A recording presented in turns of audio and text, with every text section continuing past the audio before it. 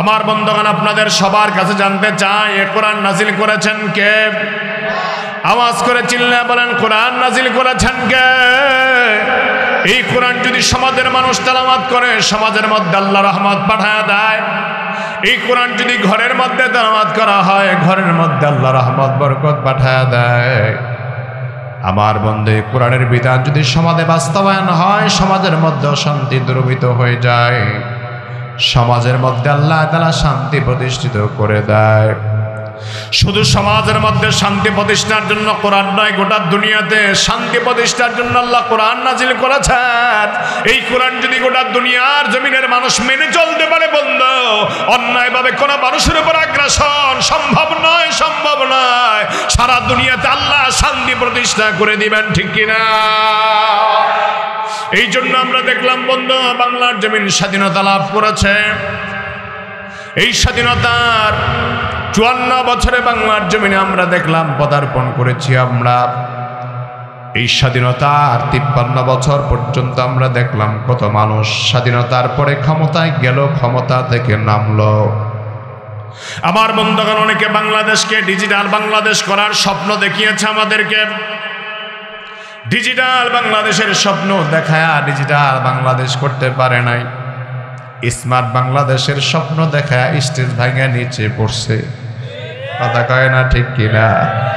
তার মানে ডিজিটাল হয় না, স্মার্ট হয় নাই, বরং আমরা দেখলাম বিগত দিনে যারা আমার বন্ধুগণ আমার বাংলার জমিনে মানুষকে ভালো ভালো স্বপ্ন দেখা দাও, ওরা দেখলাম বাংলার জমিনের হাজার হাজার কোটি কোটি টাকা বিদেশের বাড়িতে পাচার করে দিয়েছে, ঠিক কিনা? তার মানে আমার বন্ধুগণ, এই জন্য আমাদের জমিনে বাংলার জমিনে আমরা দেখতে চাই, নতুন একটা স্বপ্ন দেখতে চাই। আমাদের প্রত্যেকটা মুসলমানের স্বপ্ন এবং আমাদের তামান্না, আমরা বাংলার জমিনে আর ভিন্ন কোনো তন্ত্র আর মন্ত্র চাই না। আল্লাহর বাংলার জমিনে আমরা দেখতে চাই আল্লাহর কোরআনের রাজ বাংলার জমিনে কায়েম হবে, ঠিক কিনা? কারা কারা দেখতে চাই দু হাত তুলে দেখা। নারায়ে তাকবীর। কোরআন আছে যেখানে, কোরআন সুন্নাহ যেখানে, তার মানে বন্ধু কোরআনের পক্ষে আমাদেরকে থাকার দরকার আছে না নাই? তার মানে বন্ধুগণ, আল্লাহর কালামের পক্ষে যারা থাকবে তাদের বিজয় আল্লাহ তাআলা দান করে দিবেন। কোরআনের পক্ষে থাকলে এক সময় বিজয় আল্লাহ দান করে দিবেন, ঠিক কিনা? আমার ভাইয়েরা, রহমতের নবী আমাদেরকে বারবার সুসংবাদ শুনিয়েছে, পৃথিবীর পূর্ব প্রান্ত থেকে ইসলামের বিজয় সূচনা হবে। সুবহানাল্লাহ। তার মানে আমরা গবেষণা করে দেখলাম, ওলামায়ে কেরাম গবেষণা করে দেখলেন, পৃথিবীর পূর্ব প্রান্ত মানে হলো, আবার বন্ধুগণ পৃথিবীর পূর্ব প্রান্ত মানে হলো শাম দেশ, তারপরে বাংলাদেশকেও ধরা হয়েছে। আমার বন্ধুগণ, গজওয়াতুল হিন্দের কথা বলে ভারতবর্ষকে ধরা হয়েছে। পৃথিবীর বিজয়ের সূচনা লগ্ন এই সমস্ত জায়গাগুলা অলরেডি ইতিমধ্যে আমরা দেখলাম। শাম দেশ সিরিয়ার বিজয় হয়েছে, আলহামদুলিল্লাহ।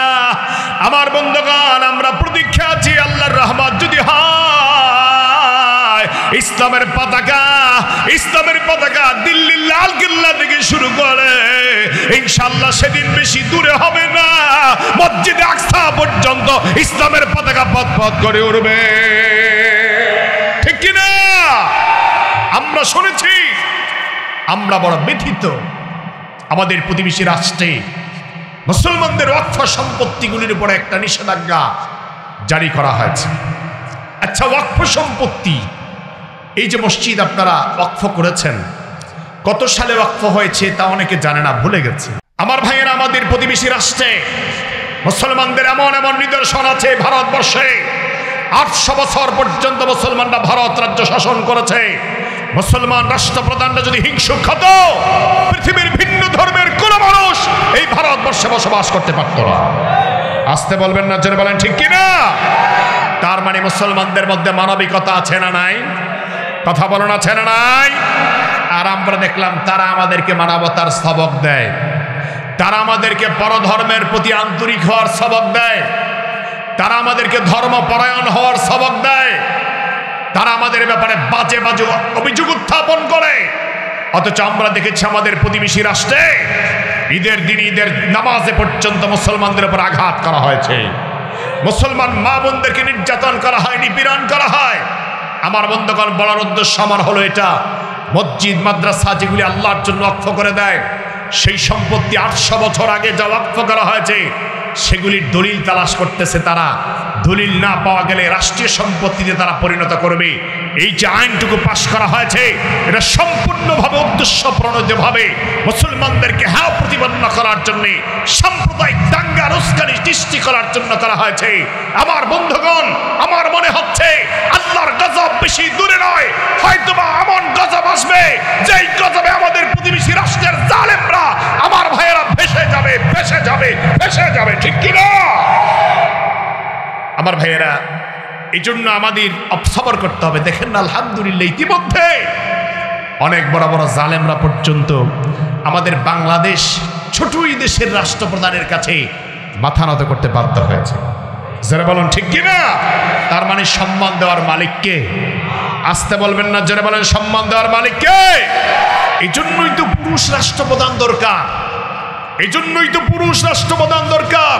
পুরুষ রাষ্ট্রপ্রধান মানুষের মধ্যে, প্রতিবেশী রাষ্ট্রের মাঝে, সারা দুনিয়ার ভিতরে যেইভাবে মানুষের মধ্যে আন্তরিকতা, ভালোবাসা সৃষ্টি করতে পারে, চাইলে একজন মহিলা রাষ্ট্রপ্রধান এটা পারে না। আমার ভাইয়েরা, সেই জন্য ইসলাম পুরুষ রাষ্ট্রপ্রধানকে সমর্থন করে। এই জন্য আল্লাহ পাক যেন যেই মহিলার নেতৃত্ব আমাদের কাছ থেকে বিদায় নিছে, এটা যেন আর পুনর্বার আমাদের দেশে না আসে। আমরা চাই ইনশাআল্লাহ আল্লাহ যেন আজীবনের জন্য আমাদের দেশে পুরুষ শাসিত রাষ্ট্রপ্রধান কায়েম করে দেয়। জোরে বলেন আমিন, আরো জোরে বলেন আমিন। মহিলারা যে সুল্লি মাঝে মাঝে করে, আল্লাহ মাফ করুক, সব মহিলারা না, আমি সব মহিলাদেরকে বলছি না, কিন্তু একজন রাষ্ট্রপ্রধান মহিলা হয়ে যেইভাবে হিংসাত্মক কথাবার্তা ওনারা বলতে পারে, যেটা কখনো কোনো রাষ্ট্রপ্রধানের পক্ষে বলা সম্ভব হতে পারে না। এই জন্য আমার ভাইয়েরা, পুরুষে পুরুষে দ্বন্দ্ব হলে কি হয় জানেন? হয়তোবা 2 দিন কথা বন্ধ থাকে, পরের দিন যদি একজন আরেকজনকে সালাম দেয় আর বুকে জড়ায়া ধরে, সব ভুলে যায়। কিন্তু মহিলা মা বোনদের মধ্যে একটা ভিন্ন মনোভাব থাকে অনেক মা বোনদের মধ্যে, যে যদি কোনোভাবে শুনতে পারে, যদি কোনোভাবে ঝগড়া লাগে, তাহলে আজীবন মরার আগ পর্যন্ত এটা মনে রাখে। কথা বলেন ঠিক কিনা?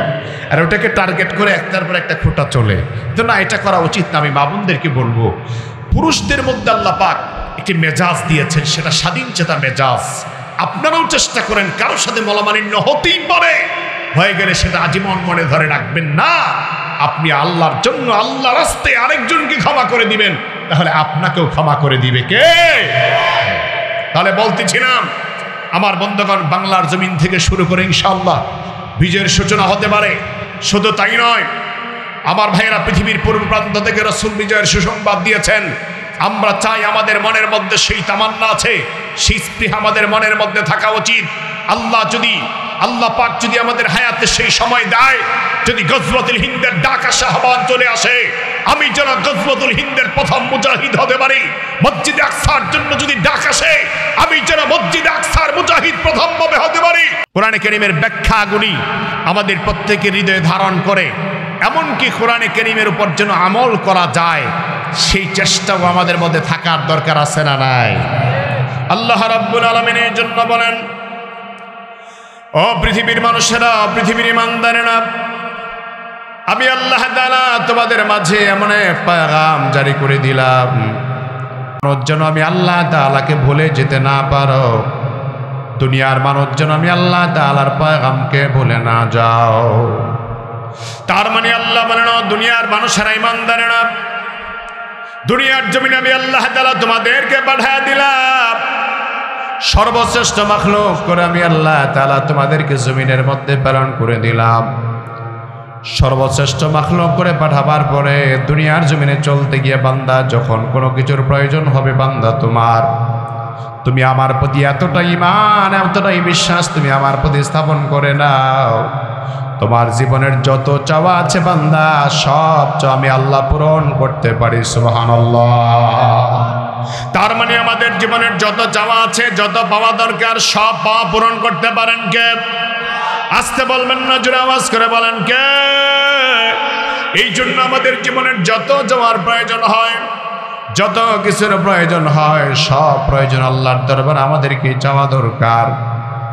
আমার বন্ধুগণ, এমনকি হাদিসে পাকের বর্ণনায় আল্লাহর হাবিব সাল্লাল্লাহু আলাইহি ওয়াসাল্লাম হাদিসে কুদসিতে ঘোষণা করেছেন, যদি আমাদের পরনের আমাদের পায়ের জোতার পিতাও যদি ছিঁড়ে যায়, আল্লাহ তাআলার দরবারে আপনি যদি দোয়া করেন, আল্লাহ আমার জোতার পিতাটা ছিঁড়ে গেছে, জোতার লেজ ছিঁড়ে গেছে, আল্লাহ তুমি আমার জোতার পিতার ব্যবস্থা করে দাও, দেখবেন আল্লাহ তাআলা কোনো না কোনো বান্দার মাধ্যমে আপনার সেই ব্যবস্থাপনাও পূরণ করতে পারেন, ঠিক কিনা? তার মানে আল্লাহ বলে, বান্দারে তোমাকে আমি আল্লাহ তাআলা চলার জন্য নিজাম দিলাম, তোমাকে আমি আল্লাহ তাআলা চলাফেরা করার জন্য জীবন দিলাম, তোমাকে আমি আল্লাহ তাআলা তো সুন্দর জীবন দান করলাম রে বান্দা। একবারের জন্য চিন্তা করে দেখো, দুনিয়ার জমিনে আমি আল্লাহ যত মাখলুকাত প্রেরণ করলাম, সবচেয়ে সুন্দর অবয়ব দিয়ে, সবচেয়ে সুন্দর গঠন দিয়ে আমি আল্লাহ তাআলা তুমি বান্দাকে সৃষ্টি করলাম। আল্লাহ বলে, বান্দারে আমি আল্লাহ চাইলে তোমারে কুকুর বানায়া পাঠাতে পারতাম, চাইলে আমি আল্লাহ তাআলা তোমারে শুকুর বানায়া পাঠাতে পারতাম, চাইলে আমি আল্লাহ তাআলা তোমারে হাইওয়ান জানোয়ার বানায়া পাঠাতে পারতাম। ওরে বান্দা, যদি আমি আল্লাহ তোমারে কুকুর বানায়া দুনিয়ার জমিনে পাঠায়া দিতাম, তাহলে রাত্রেবেলা যখন ক্ষুধার যন্ত্রণার তীব্রতা তোমারে কষ্ট দিত, মানুষের দুয়ারে দুয়ারে যাইতা, সামান্য খাবারের জন্য মানুষের দুয়ারে দুয়ারে তুমি ঘুরতা, ওই মানুষ তোমারে খাবার দিল না, যদি লাঠি দিয়া তাড়ায় দিত, এক মালিকের দুয়ারে খাবার না পেলে বান্দা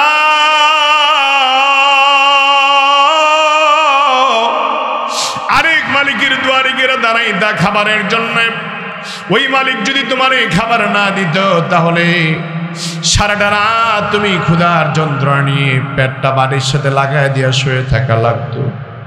আল্লাহ বলে, বান্দারে তোমাকে আমি আল্লাহ বড় আদর করে আশরাফুল মাখলুকাত মানুষ বানায়া পাঠাইলাম রে বান্দা, তোমাকে আমি আল্লাহ তাআলা কুকুর বানাইলাম না, তোমাকে আমি আল্লাহ জানোয়ার বানায়া পাঠাইলাম না। ওরে বান্দা, তোমার জন্য আমি আল্লাহ তাআলা সম্মানজনক ভাবে খাবারের ব্যবস্থা করলাম, জোরে কান আল্লাহু আকবার। আল্লাহ বলে, কেমন করে সম্মানের খাবার আমি আল্লাহ তোমারে দান করলাম। আমার বন্ধুগণ, দুনিয়ার যত প্রাণী খায় সব প্রাণীর খাবারের হিসাব আপনি দেখবেন, সবাই মাথাটা নত করে খাবারের সাথে মুখ লাগায়া লাগায়া খায়, মাথাটা নত করে খাবারের সাথে মুখ লাগায়া লাগায়া খায়। আল্লাহ বলে, বান্দারে তোমার মুখ আমি আল্লাহ তাআলা মাথা নত করে খাবারের জন্য বিধান দেই নাই, বরং খাবার তুমি দস্তরখানে নিয়ে হাত দিয়ে সুন্দর করে খাবার তোমার মুখের মধ্যে তুলে দিবা।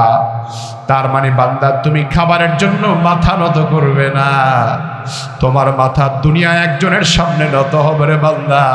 চিল্লায় জবানটা খুলে আওয়াজ দেয়া বলো, যুবক তিনি কে?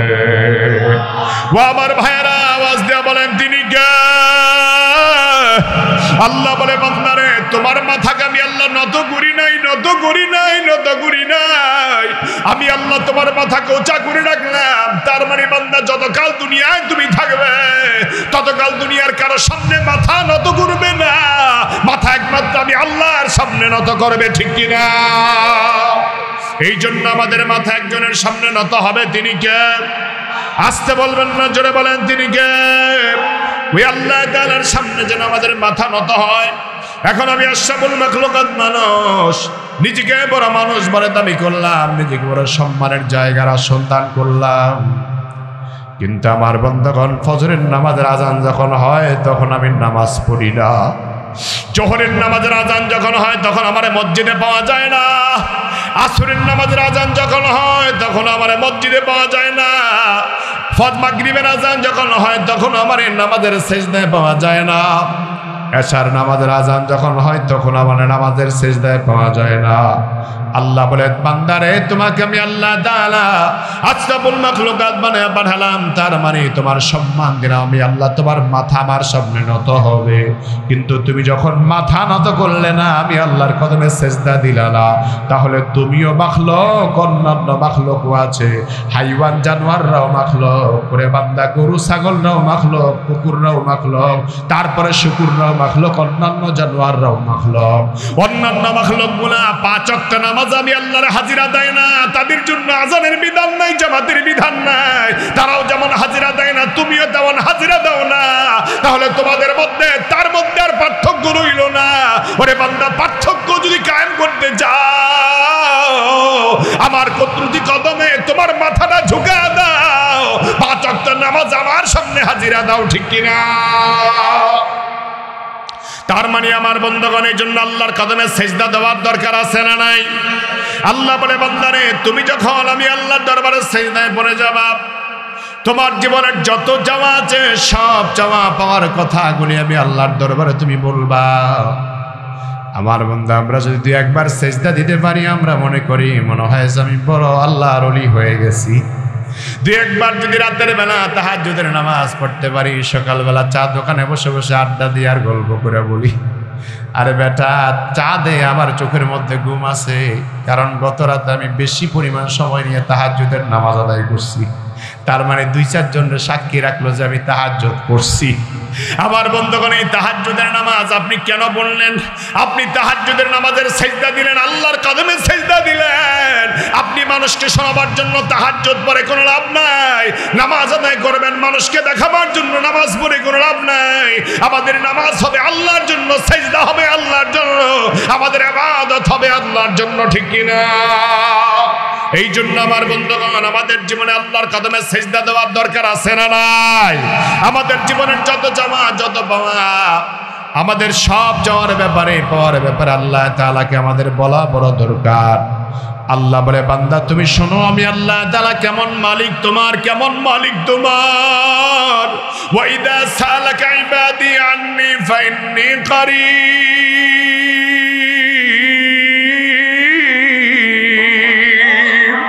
উজিবু দাওয়াতাদ দাঈ ইযা দাআন ফালইস্তাজিবু লি ওয়াল ইউমিনু বি লাআল্লাহুম ইয়ারশুদুন। আল্লাহ বলে, বান্দারে তুমি যখন আমার কাছে চাইবা, ভালো করে শুনুন আমার বন্ধু, আল্লাহ বলেন ওয়াইদা সালাকা ইবাদি আন্নী ফাইন্নী কারীব, আমার কাছে যখন চাইবা তখন এটা মনে করবা না আল্লাহ আরশে আজিমে আছেন, আমার দোয়া কি আল্লাহর কাছে পৌঁছবে নাকি? আল্লাহ বলেন না, এটা মনে করবা না, বরং তুমি যখন আমি আল্লাহর দরবারে চাইবা তখন এটা এতেকাদ করে নাও, বিশ্বাস করে নাও। ফাইন্নী কারীব, আমি আল্লাহ তোমার অনেক নিকটে আছি, তোমার অনেক নিকটে আছে রে বান্দা। আর আমি আল্লাহ তাআলা এত নিকটে, উজিবু দাওয়াতাদ দাঈ ইযা দাআন, ওরে বান্দা যখনই চাইবা তখনই জবাব দেওয়ার জন্য আমি আল্লাহ তৈরি আছি। চিল্লা করে আল্লাহু আকবার, আওয়াজ করে জোরে বলেন আল্লাহু আকবার। আল্লাহ বলে, বান্দা যখন তুমি চাইবা তখন তোমার চাওয়া পূর্ণ করার জন্য আমি আল্লাহ তাআলা তোমার সামনে প্রস্তুত রয়েছে রে বান্দা। আল্লাহকে আমি যেমন তোমার নিকটবর্তী অবস্থায় আছি, তোমার জবাব দেওয়ার জন্য তৈরি আছি, তাহলে তোমার দায়িত্ব হলো ফালিয়াস্তাজিবু লি ওয়াল ইউমিনু বি, তুমি আমার ডাকে সাড়া দাও, তুমি আমার প্রতি ঈমান আনয়ন করো, লাআল্লাহুম ইয়ারশুদুন, তাহলে তোমরা সঠিক পথ পেয়ে যাবে, জান্নাতের পথ পেয়ে যাবে। তার মানে বন্ধু, আমি নামাজ পড়ি না, আল্লাহর হুকুম মানি না, কিন্তু আল্লাহর কইলাম আল্লাহ জান্নাত দাও, আল্লাহ তুমি আমার খানা দাও, আল্লাহ তুমি আমার বাড়ি দাও, আল্লাহর এত টাকা পড়ে নাই যে আল্লাহ আপনার দেওয়া দরকার। তবে মুসলমান, আমি আপনাদের বলতে পারি, আল্লাহর দরবার আপনি চাইবেন যখন ইখলাস নিয়ে, যদি আল্লাহর কোন বান্দা চায়, ওই দোয়া আল্লাহ তাআলা কখনো ফিরে দেয় না। বান্দার সব দোয়া যিনি কবুল করতে পারেন তিনি কে? তুমি পারো করতে মোচন অভাব দুঃখী লোকের, তুমি পরম মুক্তি দাতা মালিক জগতের, তোমার পথে চললে সবাই, তোমার পথে চললে সবাই আসবে যে সুদিন, তোমার দয়ায় পূর্ণ আমার সারা নিশিদিন। আল্লাহ তুমি দয়ার সাগর, বলেন বলেন বলেন, আল্লাহ তুমি দয়ার সাগর, রহমানুর রহিম, তোমার দয়ায় পূর্ণ আমার সারা নিশিদিন, তোমার দয়ায় পূর্ণ আমার সারা নিশিদিন। তার মানে আল্লাহ বলে, বান্দা তোমার জীবনের যত চাওয়া আছে সব আমি আল্লাহর দরবারে চাও, সব চাওয়া আমি আল্লাহ তাআলা তোমার পূরণ করতে পারি রে বান্দা।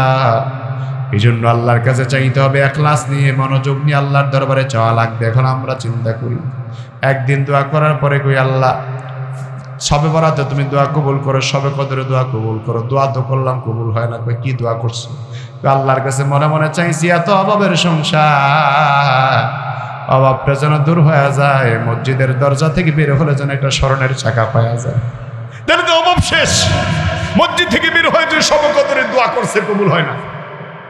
সবে কদরের দোয়া কবুল হয় না, স্মরণের চাকা পায় না। আরে বেটা, স্বর্ণের টাকা পাওয়ার জন্য যেভাবে দোয়া কইরা আসতে হবে, চেষ্টা করতে হবে। তুমি তো চেষ্টা সেভাবে করো নাই, কারণ বিগত 11 মাস 12 মাস পর্যন্ত তোমার মসজিদের দুয়ারে পাওয়া যায় না। কথা বলুন ঠিক কিনা? তুমি সবে কদরের দোয়া কেমনি কবুল করবা? চেষ্টা করতে হবে, দোয়াও করতে হবে।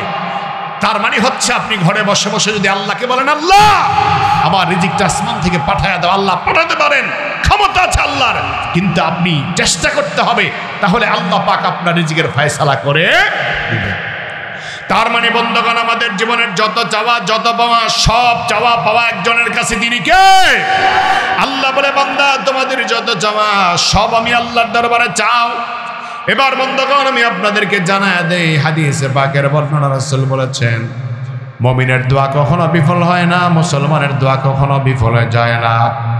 এখন আমরা দোয়া করি, আল্লাহ তুমি আমার এটা দাও, কিন্তু আমার এটা হয় না। কালকে বলি, আল্লাহ ওইটা দাও, ওইটা পাই না। তাহলে আমার দোয়া কেমনে কবুল হলো? ধৈর্য আমাদের একেবারেই নাই। দোয়া যে কবুল হবে আল্লাহর সময় নেই না। মনে রাখবেন, দোয়া কবুল হওয়ার জন্য বিশেষ কিছু সময় আছে। কিছু দোয়া ডাইরেক্ট সাথে সাথে কবুল হয়, আবার কিছু দোয়া সাথে সাথে কবুল হয় না, সময় মতো কবুল হয়। আবার কিছু দোয়া সময় মতো কবুল হয় না, এটা আখিরাতের জন্য জমা থাকে। সুবহানাল্লাহ বলেন। তার মানে আমাদের দোয়া আল্লাহর কাছে কবুল হয়, সময় মতো হয়, ডাইরেক্ট হয়, সময় মতো হয়। আবার আমাদের দোয়া আল্লাহর কাছে জমা থাকে আখিরাতের জন্য, যেরকম সুবহানাল্লাহ। তার মানে বন্ধু, আপনার ছোট বাচ্চা যদি আপনারা বলে, ভালো করে শোনেন, ঘরের চাবি আপনার হাতে, যদি আপনার বাচ্চা আপনারে ডাক দেয়া বলে, বাবা তুমি আমার চাবিটা দিয়া দাও, আমার বন্ধুগণ আপনি চাবিটা ছেলেরে দিলেন, কিন্তু ছেলে তালা কেমনে খুলবে তা তো ছেলে জানে না, চাবিতে কি আছে তাও ছেলে জানে না। ছেলেরে দিলেন, ছেলে তো আর কিছু বুঝে না, কিন্তু ছেলেকে দিয়েছেন সাময়িকভাবে, এটাকে বহন করার মতো সময় এখনো তার হয় না। আমার কথার দিকে মনোযোগ আছে আপনার?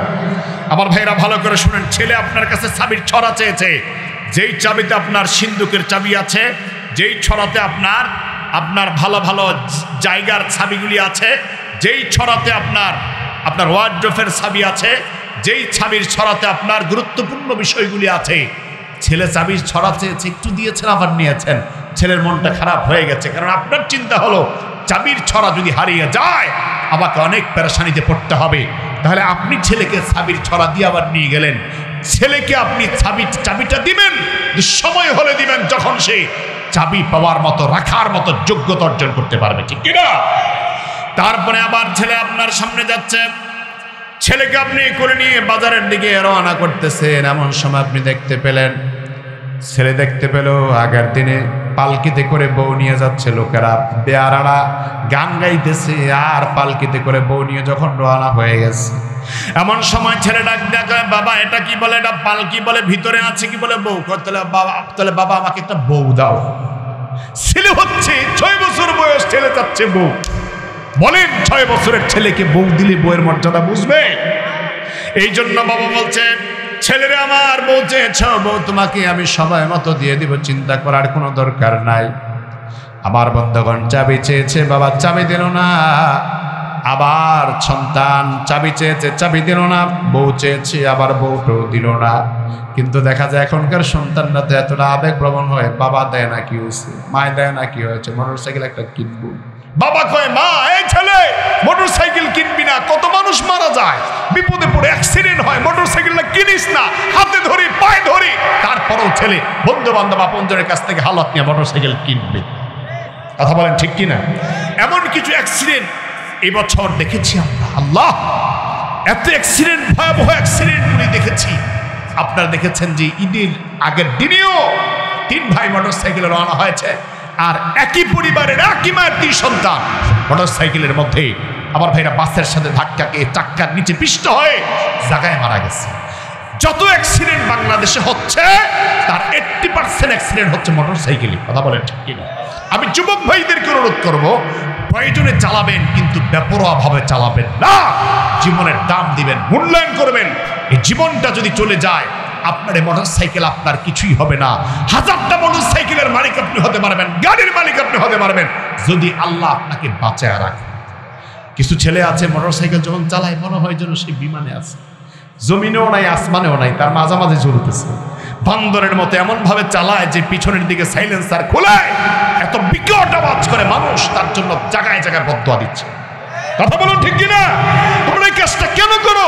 ও আমার যুবক ভাইয়েরা, হাতে ধরি পায়ে ধরি, মানুষের বদদোয়া কামাই করো না, তাহলে তোমার মৃত্যুটা চাক্কার নিচে হবে, টাকের চাক্কার, বাঁচের চাক্কার নিচে হবে, ভালো জায়গায় মরণ হবে না। কথা বলো ঠিক কিনা? বদদোয়া খুব খারাপ জিনিস। এই জন্য আল্লাহ পাক যেন হেফাজতে থাকার তৌফিক দেন, বলো না আমিন। রাগ করছেন যুবক ভাই? বেজার হয়েছেন নাকি? একটু সতর্ক করলাম, একটু সতর্ক করলাম। তাহলে বলতেছিলাম, এখন বাবার কাছে যদি আপনি চান যে বাবা আমাকে একটা ভালো দামি মোটরসাইকেল কিনে দাও, বাবা তো চিন্তা করবে মোটরসাইকেল চালানোর সময় আবার কোন জানি বিপদ হয়, কিন্তু কিনে দেয় না। এই জন্য ছেলে রাগ করে বন্ধু বান্ধবের কাছ থেকে হাওলাত নিয়েও কিনে।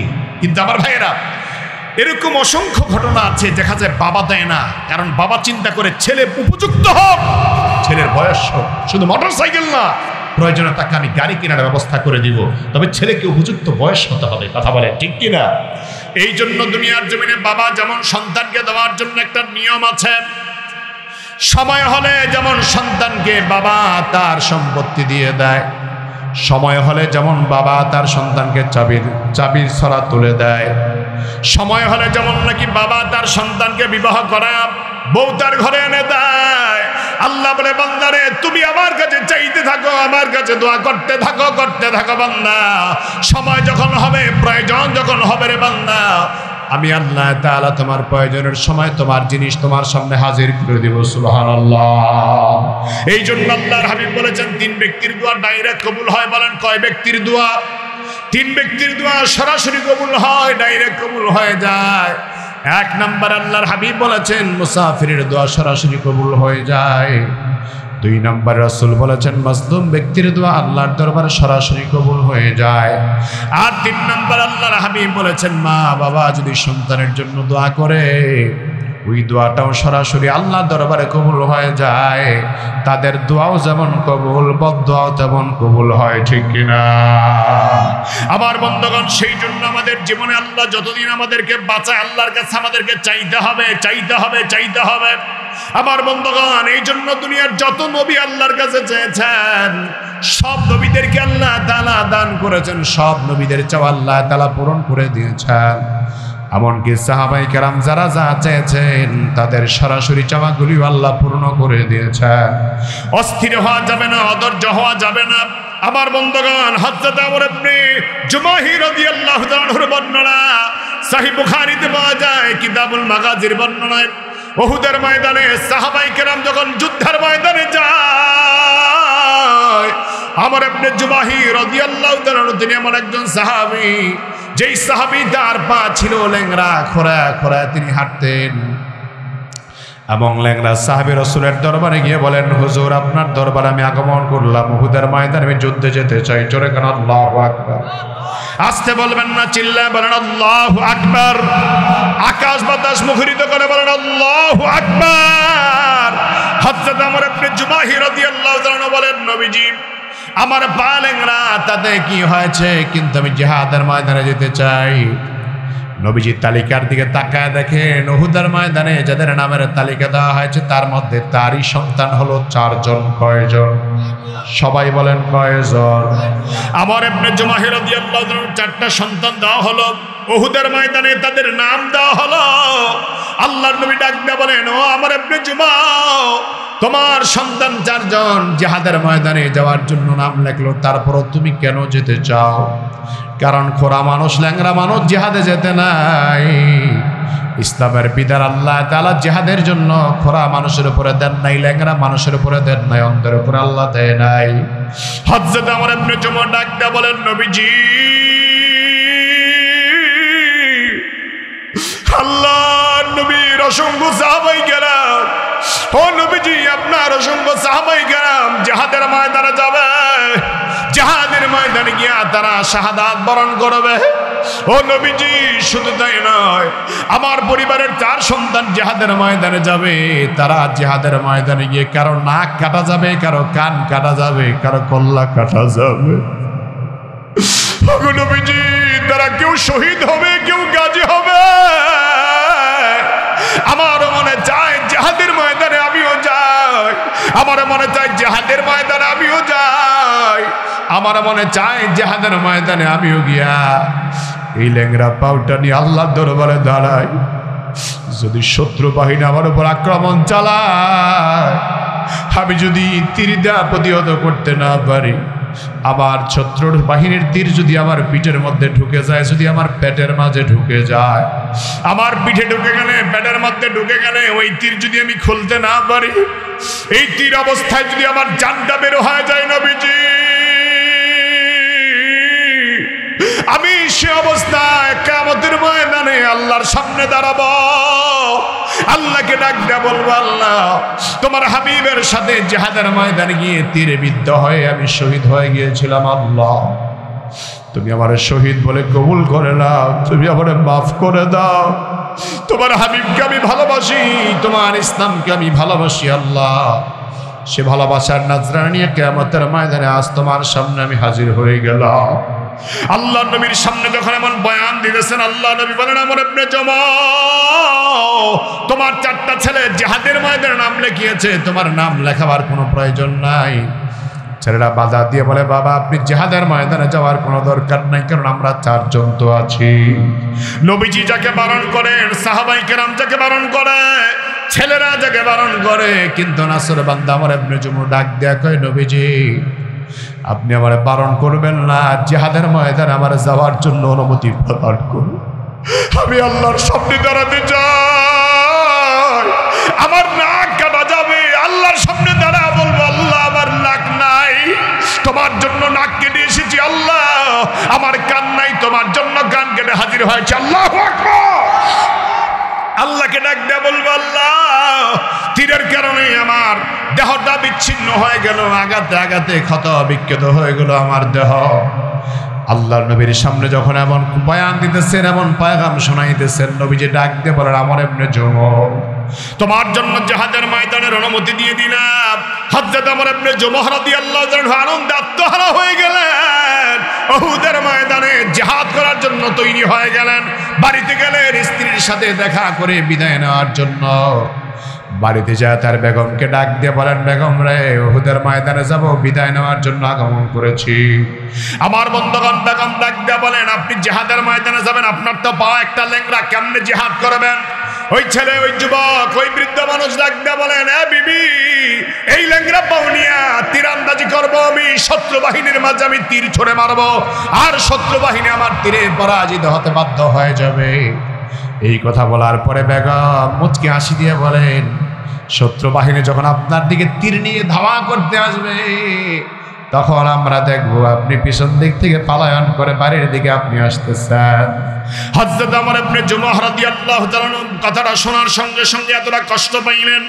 আমার ভাইরা, জিহাদের ময়দানের দিনে যেদিন উহুদের ময়দানে রওনা হয়ে গেলেন, সাহাবায়ে কেরাম জিহাদের জন্য তৈরি হয়ে গেলেন। হযরত আমর ইবনে জামূহ রাদিয়াল্লাহু তাআলা তিনিও জিহাদের ময়দানে যাওয়ার জন্য রওনা হয়ে গেলেন।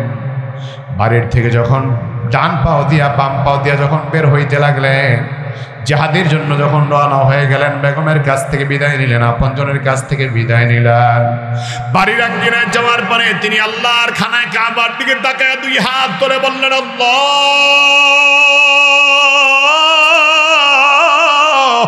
আল্লাহুম্মা লা তারুদনি ইলা আহলি, আল্লাহুম্মা লা তারুদনি ইলা আহলি। জোরে কেন আল্লাহু আকবার।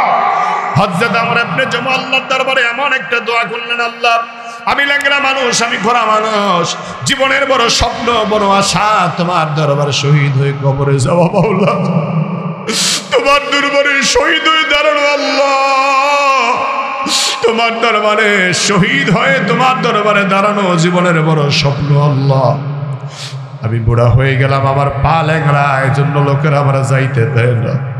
আমার স্ত্রী আমারে, ইয়া আল্লাহ, আমার স্ত্রী আমারে কটাক্ষ করে কথা বলছে আমি নাকি জিহাদের ময়দান থেকে পিঠ দেখে চলে আসব।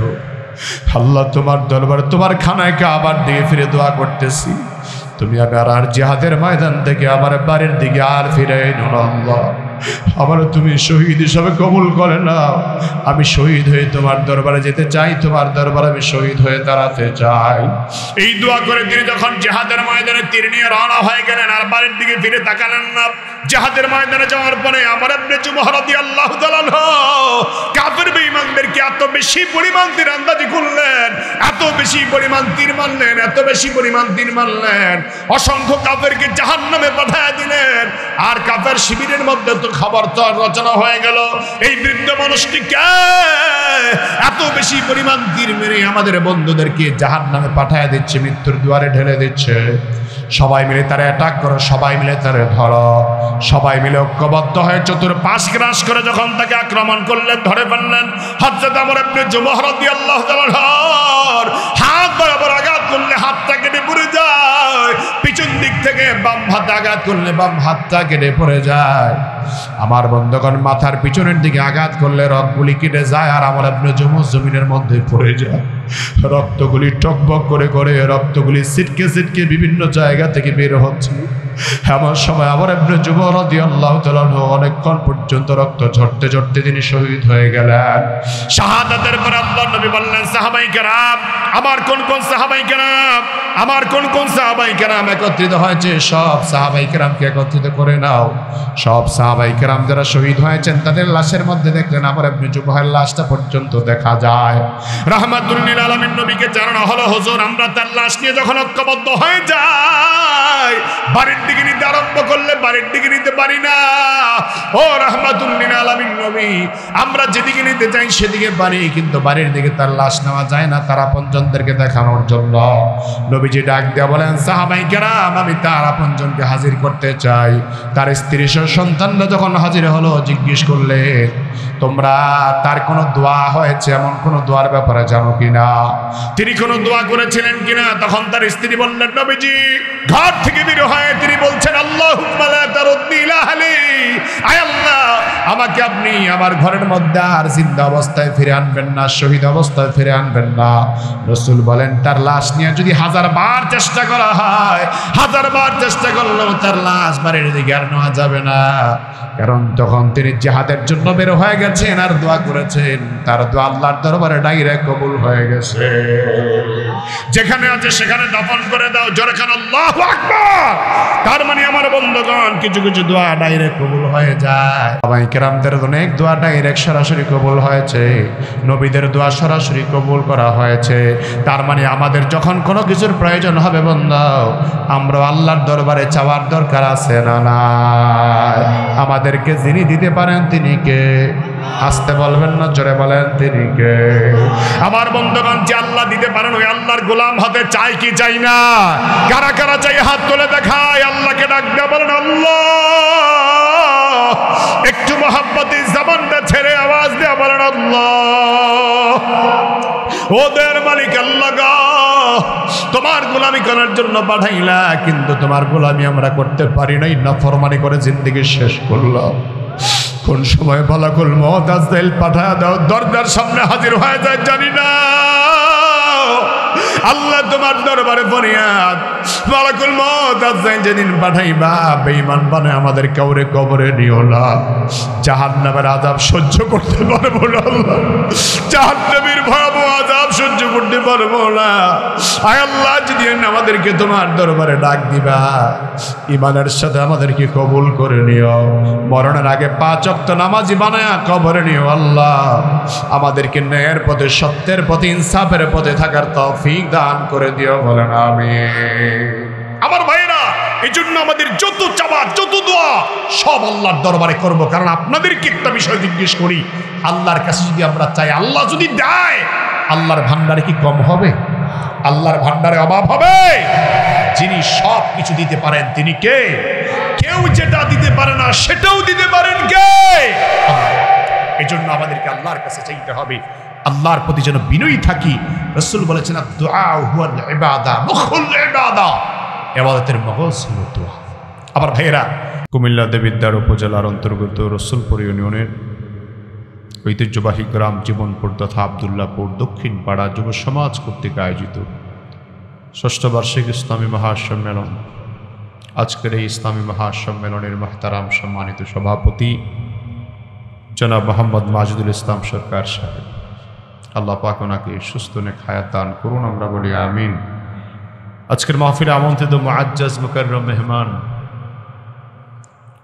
বাংলাদেশের লক্ষ লক্ষ তৌহিদি জনতার প্রাণের স্পন্দন, অসংখ্য যুবকদের আধ্যাত্মিক রাহবার, ওলামা ইকরামদের প্রিয় ভাজন, আমার অত্যন্ত সেরেতাজ মাথার মুকুট বিশিষ্ট আলেমে দ্বীন আল্লামা খালেদ সাইফুল্লাহ ইউবি হাফিজাহুল্লাহ, আল্লাহ পাক যেন হযরতের হায়াতে ইলমে বরকত দান করেন, দীর্ঘনেক হায়াত আল্লাহ দান করেন, আমিন। আজকের মাহফিলে আমন্ত্রিত আরেকজন মুআজ্জাজ মেহমান, এদেশের লক্ষ লক্ষ তৌহিদি জনতার প্রাণের স্পন্দন, অসংখ্য যুবকদের আইডল, যার কথা মুক্তার মতো ছড়ানো কথামালা আমার এদেশের পথ হারা যুবকদেরকে পথের দিশা দেয়, সে প্রিয় ব্যক্তি মুহতারাম মাওলানা মুফতি আনিসুর রহমান আশরাফি হাফিজাহুল্লাহ, বারাকাল্লাহু ফি হায়াতিহি, সকলে বলুন আমিন। আজকের মাহফিলে আমন্ত্রিত মুআজ্জাজ মুকাররম মেহমান, যুগের শ্রেষ্ঠ সন্তান, জাতির রাহবার হযরত উলামায়ে কেরাম, মসজিদ থেকে আগত, বিভিন্ন মসজিদ থেকে আগত সম্মানিত ইমাম সাহেব, খতিব সাহেবগণ, বিভিন্ন মাদ্রাসা থেকে, স্কুল থেকে আগত, কলেজ থেকে আগত, বিভিন্ন প্রান্ত থেকে আগত ইসলাম প্রিয়, কোরআন প্রিয়, আল্লাহ প্রেমিক, রসুল প্রেমিক, তৌহিদি মুসলমান ভাইয়েরা, সম্মুখবাণে সমবেত আমার অত্যন্ত প্রিয় যুবক ও তরুণ বন্ধুরা, পর্দার আড়ালে অবস্থানরত শ্রদ্ধেয় সম্মানিত মা ও বোনেরা, মহান আল্লাহ সুবহানাহু ওয়া তাআলার শাহিন শাহী দরবারে শুকরগুজার করছি যে মহান মনিব অত্যন্ত দয়া করে, মায়া করে, মহাব্বত করে, ভালোবেসে হাজারো লাখ মানুষ থেকে যাচাই বাছাই করে দুনিয়ার সকল প্রকার গুনাহের পরিবেশ থেকে মুক্ত রেখে আজকের এই বরকতপূর্ণ পরিবেশে সালাতুল মাগরিবের পরে একত্রিত হয়ে বসার মতো তৌফিক আমাদেরকে দান করেছেন। পবিত্র কোরআনের আকর্ষণে, হাদিসের আকর্ষণে, দ্বীনের নিসবতে আমাদেরকে আসার বসার তৌফিক কে দিয়েছে? মুসলমানের কণ্ঠে আওয়াজকে বাড়িয়ে দিয়ে আরেকবার চিৎকার করে বলুন, কে দিয়েছেন? এজন্য সে মহান মনিবের দরবারে, মাবুদের দরবারে হৃদয়ের সবটুকুন আবেগ, ভালোবাসা, অনুভূতি উজাড় করে শরীরের সমস্ত শক্তিকে একত্রিত করে আকাশ বাতাস মুখরিত করে এমনভাবে কালিমাত শুকুর আদায় করি যেন আমাদের শুকরিয়ার আওয়াজে জমিন থেকে আল্লাহ পাকের আরশ আজিম পর্যন্ত পৌঁছে যায়। শরীরের সব শক্তি গলায় নিয়ে চিৎকার করে সকলে পড়ি আলহামদুলিল্লাহ। লক্ষ কোটি দরুদ ও সালাম পেশ করছি আল্লাহ পাকের সবচেয়ে প্রিয় নবী, বিশ্বসভার সভাপতি, বিশ্বমানবতার মহান মুক্তির দিশারি, বিশ্বমানবতার মহান শিক্ষক, ইমামুল আম্বিয়া, সৈয়দুল আম্বিয়া, হাবিবে কিবরিয়া, আশরাফুল আম্বিয়া, নবিয়ুল মুরসালিন, খাতামুন নবিয়্যিন, রাহমাতুল লিল আলামিন, নবীদের নবী, সর্বশ্রেষ্ঠ নবী, বিশ্বজগতের নবী জনাবে মুহাম্মদুর রাসূলুল্লাহ সাল্লাল্লাহু আলাইহি ওয়াসাল্লামের উপর। মুহতারাম বন্ধুগণ, পবিত্র কোরআনে পাকের 114টি সূরার মধ্যে হতে সিরিয়াল নাম্বার হিসেবে 2 নম্বর সূরা, সর্ববৃহৎ সূরা সূরাতুল বাকারা থেকে 186 নম্বর আয়াতে কারিমা আপনাদের সামনে তেলাওয়াত করেছি। রাসূল পাক সাল্লাল্লাহু আলাইহি ওয়াসাল্লামের পবিত্র জবান থেকে বর্ণিত এক টুকরা হাদিস আপনাদের খেদমতে পেশ করেছি। কথা বলার মতো শক্তি, ইলম, যোগ্যতা, ইস্তেদাদ আমার নেই। মহান মনিব আল্লাহ পাকের কাছে তৌফিক চেয়ে আপনাদের সকলের কাছে আন্তরিক পূর্ণ দোয়া চাই। রব্বুল আলামিন যেন দয়া করে, মেহেরবানি করে আমাদের বাস্তব জীবনের প্রয়োজনে হেদায়েতের উদ্দেশ্যে ইখলাসের সাথে গুরুত্বপূর্ণ প্রয়োজনীয় কিছু কথা সহজ সরল সবলীল ভাষায় তার গোলামের জবান দিয়ে বের করে দেন, সকলে বলুন আমিন। কোরআন কারীমের আজকের মাহফিলটি যারা কষ্ট করে আয়োজন করেছেন, আপনারা যারা সালাতুল মাগরিবের নামাজ আদায় করে কোরআনের পরিবেশে বসে পড়লেন, অন্তরস্থল থেকে সকলকে আন্তরিক মুবারকবাদ জানিয়ে আল্লাহ তাআলার কাছে দোয়া করছি আল্লাহ যেন আজকের মাহফিল কুশলা করে আয়োজক, আলোচক, শ্রোতা আমাদের সকলকে জান্নাতুল ফেরদাউসের মেহমান হিসেবে কবুল করেন। আল্লাহ যেন আজকের মাহফিল কুশলা করে অত্র এলাকায় যত মুসলমান নরনারীর কবর আছে আল্লাহ যেন প্রত্যেকের কবর আযাবকে মাফ করে দেন। কোরআনের মাহফিলে আসতে পেরে, বসতে পেরে আপনারা খুশি না বেজার? রাসূল করিম সাল্লাল্লাহু আলাইহি ওয়াসাল্লাম বলেছেন, যারা ভালো কাজে খুশি হয়, বলেন ভালো কাজে কি হয়? খুশি হয়। নামাজ পড়লে মনে একটা শান্তি, একটা তৃপ্তি আসে কি আসে না? আবার যদি আপনি গান শোনেন, একটা অশ্লীল বাজে মহিলার দিকে আপনার দৃষ্টি চলে যায়, তাহলে এই গুনাহটা হওয়ার কারণে মুমিনের হৃদয়ে কিছুটা হলো ব্যথা অনুভব হয়। দেখবেন ফজরের নামাজের পরে যদি কেউ আপনাকে জিজ্ঞেস করে, ভাই কোথায় গিয়েছিলেন? বলে মসজিদে গিয়েছি, ফজরের নামাজ আদায় করেছি। আর যারা সিনেমা হলে গিয়া সিনেমার ছবি দেখে বের হয়, জিজ্ঞেস করলে ভাই কোথায় গিয়েছিলেন, মাথা নত করে পারে যাই না কোনোখানে, মানে বলতেও লজ্জা লাগে। কথা বলেন ঠিক কিনা? তার মানে ভালো কাজ করলে মনে আনন্দ আসে কি আসে না? আর গুনার কাজ করলে যদি মনে তৃপ্তি না আসে, বরং কষ্ট আসে। এই যে একটা ব্যাপার, ভালো কাজ করলে আনন্দ পাওয়া, খারাপ কাজ করলে, গুনার কাজ করলে, নাফরমানি করলে মনের মধ্যে অশান্তি লাগা, এটা ঈমানের আলামত। আমার কথা নয়, বলেছেন মুহাম্মদুর রাসূলুল্লাহ সাল্লাল্লাহু আলাইহি ওয়াসাল্লাম। রাসূল বলেছেন, ইযা সাররাতকা হাসানাতুকা ওয়া ইযা সাআতকা সাইয়্যাতুকা ফাআনতা মুমিন। যদি তোমার ভালো কাজ তোমাকে আনন্দিত করে, খারাপ কাজ তোমাকে বিষণ্ণ করে, তাহলে তুমি মুসলমান, তুমি মুমিন, তোমার ঈমান আছে, এটা সাক্ষী। এজন্য আমরা যারা ভালো কাজ করার জন্য কোরআনে কারীমের মাহফিল শোনার জন্য এসেছি, বলেন আপনারা কোরআনে আলোচনা শোনা, কোরআনে আলোচনা করা, দ্বীনি আলোচনা শোনা, দ্বীনি মুযাকারা করা, এটা ভালো নাকি খারাপ? আমরা আজকের ভালো কাজে আসতে পেরে খুশি না বেজার? চিল্লায়া বলি আল্লাহু আকবার। খুশি যে আমরা হয়েছি, কিন্তু আল্লাহু আকবার আওয়াজে তো বোঝা যায় না। মোটামুটি রোজা রেখে কি দুর্বল হয়ে গেছেন নাকি? রোজা রাখলে মুমিনের আত্মা প্রশান্তি লাভ করে এবং মুমিনের ঈমানের পাওয়ার বাড়ে। কথা বলো ঠিক কিনা? এজন্য মুসলমানের কণ্ঠে ঈমানের বলে বলিয়ান হয়, আরেকবার চিৎকার করে বলে আল্লাহু আকবার। আর মুসলমান জাতিকে সারা দুনিয়াতে মাথা উঁচু করে দাঁড়াতে হলে আল্লাহর নামের তাকবীর দিয়ে আগাতে হবে। কারণ আল্লাহু আকবার আওয়াজ মুসলমানের ঈমানের পাওয়ার যেমন বৃদ্ধি করে, সম্মান মর্যাদাকে বৃদ্ধি করবে। এবং আল্লাহু আকবারের আওয়াজের মধ্যে এত পাওয়ার আছে যে বাতিল বেঈমানরা সে আল্লাহু আকবার আওয়াজটাকে খুব ভয় পায়। আমার বন্ধুগণ, এজন্য মুসলমান মাঝে মাঝে আল্লাহর নামের তাকবীর দেওয়া সুন্নাত। আল্লাহ বলেছেন, ওয়া রাব্বাকা ফাকাব্বির, হে নবী আপনি আপনার রবের নামে তাকবীর দিবেন। আল্লাহর নামের তাকবীর দেওয়া এটা মুসলমানের জন্য সুন্নাত। মাঝে মাঝে আপনি যখন উপরে উঠবেন তখন বলবেন আল্লাহু আকবার, যখন সময় পাবেন তখন বলবেন আল্লাহু আকবার। আমাদের আল্লাহ সবচেয়ে বড়। সকল জালিমের ক্ষমতাকে ছিন্ন করে যিনি ন্যায়-ইনসাফ প্রতিষ্ঠা করতে পারেন, যিনি ইসলামকে প্রতিষ্ঠিত করতে পারেন, তিনি কে? আসতে বলবেন না, জোরে বলেন তিনি কে? সে আল্লাহর নামে আরেকবার তাকবীর দিয়ে জোরে সোরে আওয়াজ করে বলে আল্লাহু আকবার। আল্লাহ তুমি আমাদের কণ্ঠকে ইসলামের জন্য কবুল করো। আয় আল্লাহ তাআলা, আমরা যেন তোমার খাঁটি গোলাম হয়ে দুনিয়ায় বেঁচে থাকতে পারি, সেই তৌফিক আর হিম্মত আমাদেরকে দান করো। আবার ভাইয়েরা, পবিত্র কোরআনে কারীমে আল্লাহ পাক মানুষের জন্য যত বিধান দিয়েছেন, সব বিধান আল্লাহ কল্যাণের জন্য দিয়েছেন। কোরআনের একটা বিধান মানুষের অকল্যাণে আল্লাহ দেয় নাই, মানুষ বোঝে না। আল্লাহ বলেছেন, কলিলুম মিন ইবাদিয়াশ শাকুর, আমার খুব কম সংখ্যক বান্দা হবে যারা আমার শুকরগুজার হবে। আমার শুকরগুজার বান্দা খুব কম হবে, আমার কোরআন বোঝার মতো মানুষ কম হবে। এজন্য কোরআনের হক কথা বললে, কোরআনের সঠিক ব্যাখ্যা তুলে ধরলে, আগেও ছিল, এখনো আছে, ভবিষ্যতেও থাকবে, কিছু মানুষের চেহারা কালো হয়ে যায়। আর একটু আসতে বলেন ঠিক কিনা? যারা কোরআনের হক কথা বললে চেহারা মলিন হয়ে যায়, বুঝতে হবে তার মধ্যে নেফাকি আছে, তার মধ্যে মুনাফিকের স্বভাব আছে। কোরআনে আল্লাহ যা বলেছেন সব মানুষের কল্যাণে বলেছেন, একটা অকল্যাণে আল্লাহ বলে নাই।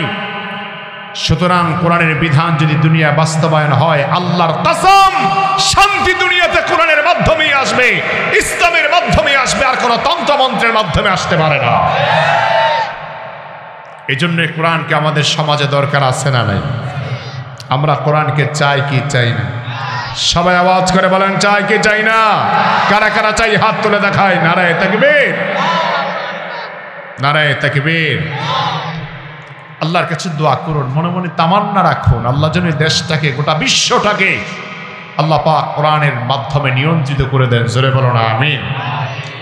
এই কোরআনে আল্লাহ পাক এত বিধান দিয়েছেন, রহমতের বিধান, বরকতের বিধান, কল্যাণের বিধান, এত চমৎকার বিধান আল্লাহ পাক দিয়েছেন যে বিধানের কল্পনা করলে, চিন্তা করলে মানুষ মুসলমান হওয়ার জন্য সারা কোরআন গবেষণার দরকার হয় না। একটা বিধান নিয়েও যদি কেউ গবেষণা করে তাহলে বুঝতে পারবে যে আল্লাহ কোরআনকে দুনিয়াতে শান্তির দূত বানিয়ে পাঠিয়েছে, সে কোরআনের আইনকে লঙ্ঘন করতে পারে না। আল্লাহ রাব্বুল আলামিন বলেন, ও পৃথিবীর মানুষেরা, ও পৃথিবীর ইমানদারেরা, দুনিয়ার জমিনে আমি আল্লাহ তাআলা যত আসমানি কিতাব পাঠিয়ে দিলাম, সব আসমানি কিতাবের মাঝে সর্বশ্রেষ্ঠ সম্মান মর্যাদা দিয়ে যে কিতাব আমি আল্লাহ তাআলা দুনিয়ার জমিনে নাজিল করে দিলাম, সেই কিতাব হলো পবিত্র কোরআন। সুবহানাল্লাহ। আল্লাহ তাআলা পবিত্র কোরআনে কারীমকে এত সম্মান, এত মর্যাদা আল্লাহ দিলেন। দুনিয়ার জমিনে তাকিয়ে দেখুন আমার বন্ধুগণ, সারা পৃথিবীতে হিন্দু ধর্মের লোকের অভাব নাই, বৌদ্ধ ধর্মের লোকের অভাব নাই, খ্রিস্টান ধর্মের লোকের অভাব নাই, সারা পৃথিবীতে অমুসলিমদের অভাব নাই, বিভিন্ন জাতি আর ধর্মের লোকের কোনো অভাব নাই। কিন্তু সারা দুনিয়া তালাশ করলে বাইবেলের একজন হাফেজ আপনি খুঁজে পাবেন না, জবুর কিতাবের একজন হাফেজ আপনি খুঁজে পাবেন না আমার বন্ধুগণ। তারপরে ইনজিল কিতাবের হাফেজ আপনি খুঁজে পাবেন না, পৃথিবীর অনেক ধর্মগ্রন্থের হাফেজ আপনি খুঁজে পাবেন না। কারণ আল্লাহ তাআলা যেই বিধান দুনিয়ার মানুষের জন্য দান করে দিয়েছেন, তাওরাত, জবুর, ইনজিল সহ যত আসমানি সহিফা আল্লাহ নাযিল করেছেন, সব আসমানি সহিফাগুলি আল্লাহ তাআলা উম্মতের কাছে, জাতির কাছে সংরক্ষণের জন্য আল্লাহ আদেশ দিলেন। কিন্তু আমরা দেখলাম ওই জাতির লোকেরা আল্লাহর কোরআনের বিধান, আল্লাহর দ্বীনের বিধানকে বিকৃত করে দিয়েছে। কিন্তু আমার বন্ধুগণ, ১৫০০ বছর আগে আল্লাহ তাআলা যে কিতাব আমাদের জন্য পাঠায়া দিলেন, আমি আপনাদের সবার কাছে জানতে চাই, সেই কোরআন যেভাবে নাজিল হয়েছে সেভাবে এখনো আছে না? না। শুধু তাই নয়, আল্লাহ তাআলার কোরআনের হাফেজ সারা দুনিয়া তো বেশি আল্লাহ তৈরি করেছেন। বর্তমান পৃথিবীর গবেষণা আমাদেরকে জানায় দেয়, সারা দুনিয়াতে কোরআনের হাফেজের সংখ্যা 4 কোটির বেশি ছড়িয়ে পড়েছে। জোরে করে আল্লাহু আকবার। বাংলাদেশেও কোরআনের হাফেজের অভাব নাই, আলহামদুলিল্লাহ। বাংলাদেশেও প্রায় 20 লক্ষের উপরে কোরআনে কারীমের হাফেজ তৈরি হয়েছে, আলহামদুলিল্লাহ। তার মানে আমার বন্ধুগণ, বেঈমানরা যদি আল্লাহর কালামকে আগুন দিয়ে জ্বালায় দিতে চায়, লক্ষ লক্ষ কোরআনের কপি যদি আগুন দিয়ে জ্বালা দেয়, আল্লাহর কালাম বিদায় করতে পারবে না, পারবে না, পারবে না। হাফেজ কোরআন দাঁড়ায় যাবে, হাফেজ কোরআন কোরআনের আয়াত পড়তে থাকবে, অসংখ্য আল্লাহর বান্দারা কোরআনের আয়াত লিখতে থাকবে, আবার লক্ষ লক্ষ কোরআনের কপি ছাপা হয়ে যাবে। সমস্ত কোরআনের কপি যদি আগুন দিয়ে জ্বালায় দেয়, পোড়ায় দেয়, আল্লাহর কালাম বিদায় করা কোনো বেঈমানের জন্য সম্ভব হবে না, ঠিক কিনা? তার মানে আমার বন্ধুগণ, যে কোরআন আল্লাহ আমার আপনার জন্য পাঠালেন, আপনাদের সবার কাছে আপনি জানতে চাই, ওই কোরআন বোঝা, কোরআন জানা আমাদের জন্য দরকার আছে না নাই? এই কোরআন শরীফ এমন এক কিতাব, এমন এক কিতাব, যদি আল্লাহর কালাম আপনি মনোযোগ দিয়ে পড়েন, তাহলে আল্লাহ তাআলা প্রতি হরফের বিনিময়ে আপনাকে 10টা করে নেকি আমলনামায় দান করে দিবেন। আল্লাহ চাইলে আপনার এই নেকিকে 70 গুণ থেকে বাড়ায়া 700 গুণ পর্যন্ত আল্লাহ তাআলা বৃদ্ধি করে দিতে পারেন। আল্লাহ চাইলে আরো বেশি পরিমাণ নেকি দিতে পারেন, যদি আপনার মধ্যে সেই পরিমাণ ইখলাস থাকে, তাকওয়া থাকে। যদি আল্লাহর কোন বান্দা কোরআন পড়তে পারে না, কিন্তু আল্লাহর কালাম যখন তেলাওয়াত হয়, তখন আল্লাহর বান্দার মনে মনে চিন্তা জাগ্রত হয়ে যায়, আমার সামনে কোরআনের তেলাওয়াত হচ্ছে, কিন্তু আমি তো কোরআন পড়তে পারি না, আমাকে কোরআন তেলাওয়াত শোনা দরকার, কোরআনের মাজলিসে আমার থাকার বড় দরকার।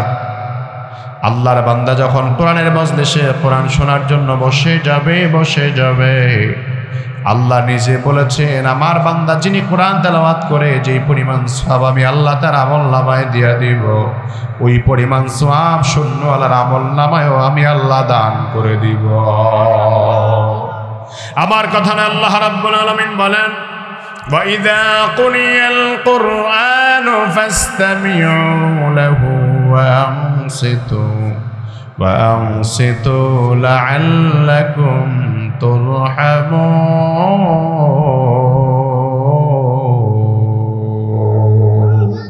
জোরে বলেন আল্লাহু আকবার। কিরে ভাই কষ্ট হচ্ছে নাকি আপনাদের? আল্লাহু আকবার বলতে অসুবিধা আছে? চিল্লা বলেন আল্লাহু আকবার। আল্লাহ বলেন ওয়াইদা কুরিয়াল কুরআনু ফাসতামিউ লাহু ওয়াসিতু লাআল্লাকুম তুরহামুন।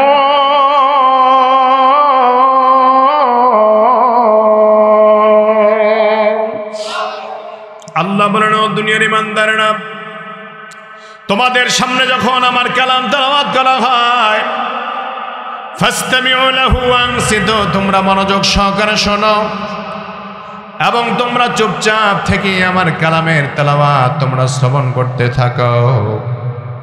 আল্লাহ বলেন যত বেশি মনোযোগ দিয়ে কোরআন তোমরা শুনবা তত বেশি রহমত আমি আল্লাহ পাঠায় দেব। সুবহানাল্লাহ। সেজন্য আপনারা আলহামদুলিল্লাহ মাগরিবের পরে অনেক ভাইরা এসেছেন, কথা শুনেছেন। আমার কথায় কি আপনারা কি কষ্ট পেয়েছেন, রাগ করেছেন, বেজার হয়েছেন? যে কথাগুলি বলেছি শুধু আল্লাহমুখী যেন আমরা হতে পারি, আল্লাহর কাছে যেন চাওয়ার মতো উপযোগী বান্দা হতে পারি, আমিও যেন হতে পারি, আপনারা যেন হতে পারে, আল্লাহ যেন কবুল করে। জোরে বলেন আমিন। বলেন এরকম অসংখ্য আল্লাহর বান্দা এই জমিনে আছে না নাই? তাদের থেকে আল্লাহ যে আমাদেরকে সুস্থ রেখেছেন আমরা খুশি না বেজার? আওয়াজ করে বলুন আলহামদুলিল্লাহ। এই আব্দুল্লাহপুর জীবনপুর এই এলাকায় আমার যতটুকু মনে পড়ে অনেক আগে আলহামদুলিল্লাহ আমার আসার সুযোগ হয়েছে। তো আমার যেটা আন্তরিক বিশ্বাস আছে যে আশেপাশের লোকজন ইসলাম প্রিয়, দিন প্রিয়, আলেম ওলামা প্রিয়। আমি দোয়া করছি আল্লাহ পাক যেন সবাইকে অল্প সময়ের মাঝে কোরআন কারীমের মাহফিলে আসার মতো তৌফিক দান করেন। আলহামদুলিল্লাহিল্লাযী খালাকাল ইনসান ওয়া আল্লামাহুত তিবয়ান ওয়া নাশহাদু আন লা ইলাহা ইল্লাল্লাহু ওয়াহদাহু লা শারীকা লাহু لا ضد له ولا ند له ولا مثل له ونشهد أن سيدنا وسندنا وحبيبنا وطبيبنا وطبيب قلوبنا ومولانا محمدا عبده ورسوله صلى الله تعالى عليه وعلى آله وأصحابه وبارك وسلم تسليما كثيرا كثيرا. أما بعد فقد قال الله تعالى في كلامه المجيد والفرقان الحميد: أعوذ بالله من الشيطان الرجيم. بسم الله الرحمن الرحيم.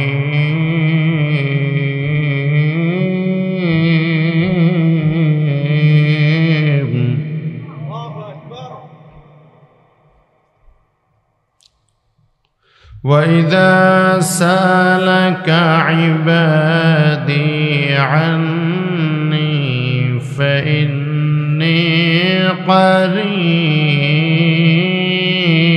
قريب أجيب دعوة الداعي إذا دعان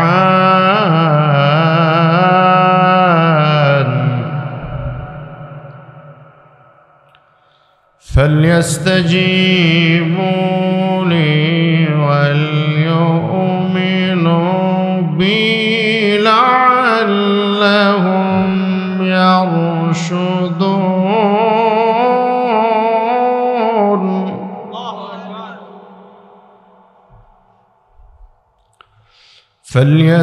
فليستجيبوا لي وليؤمنوا بي لعلهم يرشدون. عن عبد الله بن عباس رضي الله تعالى عنه قال قال سيدنا رسول الله صلى الله عليه وسلم حرمت النار على ثلاثة أعين: عين بكت من خشية الله، وعين سهرت في سبيل الله، وعين غضت عن محارم الله،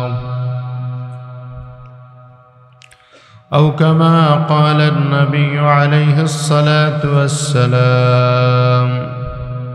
صدق الله العلي العظيم وصدق رسوله النبي الكريم، ونحن على ذلك من الشاهدين والشاكرين والذاكرين، والحمد لله رب العالمين. সবাই মহব্বতের সাথে আবেগ ভরা কণ্ঠ নিয়ে সমস্বরে সমকণ্ঠে নবীজির প্রতি দুরূদ শরীফ পাঠ করুন। জবান খুলে সকলে পড়ুন আল্লাহুম্মা সাল্লি আলা মুহাম্মাদিন ওয়া আলা আলি মুহাম্মাদ কামা সাল্লাইতা আলা ইব্রাহিম ওয়া আলা আলি ইব্রাহিম ইন্নাকা হামিদুম মাজিদ। আল্লাহুম্মা বারিক আলা মুহাম্মাদিন ওয়া আলা আলি মুহাম্মাদ كما باركت على إبراهيم وعلى آل إبراهيم إنك حميد مجيد. اللهم صل على روح محمد في الأرواح وعلى جسد محمد في الأجساد وعلى قبر محمد في القبور. اللهم صل وسلم وبارك عليه محبت الشهد قرون بلغ العلا بكماله كشف الدجى بجماله حسنت جميع خصاله صلوا عليه وآله. আরেক জো প্রাণ ভরে মহব্বতে পড়ুন بلغ العلا بكماله حسنت جميع خصاله صلوا عليه وآله. यही आरज़ू है वही है तमन्ना, खुदा जिंदगी में दिखा दो मदीना। बलगल उला बिकमालिही कशफत दुजा बिजमालिही हसनत जमीअ खिसालिही सल्लु अलैहि वालिही। जोरशोर आवाज करे जिक्र करो ला इलाहा इल्लल्लाह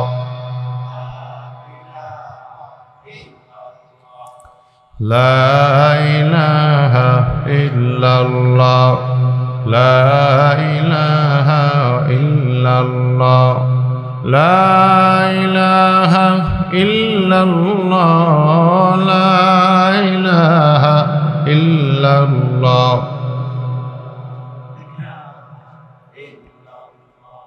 لا إله إلا الله محمد رسول الله সাল্লাল্লাহু আলাইহি ওয়াসাল্লাম। আলহামদুলিল্লাহ, ঐতিহ্যবাহী এশার নামাজ যেহেতু সামনে আছে, তারপরে আমাদের মুআজ্জিজ মেহমানগণ আছেন, আমাদের সকলের শ্রদ্ধাভাজন, আমাদের আত্মার আত্মীয়, আত্মার বন্ধন, যার সাথে আমাদের ওলামায়ে কেরামদের অনেক বেশি মহাব্বত, আল্লামা খালেদ সাইফুল্লাহ ইউবি হাফিজাহুল্লাহ, মুহতারাম মাওলানা ইসলাম আশরাফি দামাত বারাকাতুহু, ওনারা আছেন, ধারাবাহিকভাবে আলোচনা করবেন ইনশাআল্লাহ। আপনাদের কাছে দোয়া চাই এবং এলাকাবাসীর জন্য দোয়া করি, আল্লাহ পাক সবাইকে কবুল করুন। এই মসজিদের অসমাপ্ত কাজ যেটা চলমান আছে, আল্লাহ যেন সমাপ্ত করার তৌফিক দান করুন। সকলে বলুন আমিন। সবাইকে মুবারকবাদ, জাযাকুমুল্লাহ আহসানাল জাযা, বারাকাল্লাহু ফি হায়াতিকুম তাইয়্যিবা, আমিন সুম্মা আমিন, ওয়া আখিরু দাওয়ানা আলহামদুলিল্লাহি রাব্বিল আলামিন। বিদায় সালাম দিচ্ছি, আশা করি সুন্দরভাবে জবাবটুকু দেবেন। আসসালামু আলাইকুম ওয়া রাহমাতুল্লাহ। আলহামদুলিল্লাহ।